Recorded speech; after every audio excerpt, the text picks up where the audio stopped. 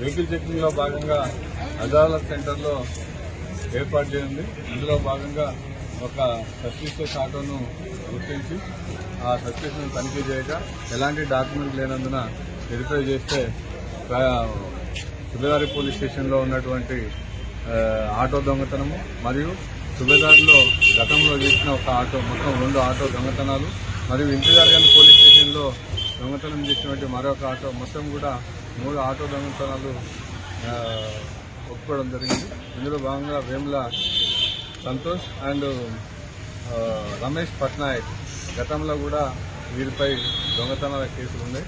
వీరిని ఈరోజు పోలీస్ స్టేషన్కి రిమాండ్ పంపడం జరుగుతుంది.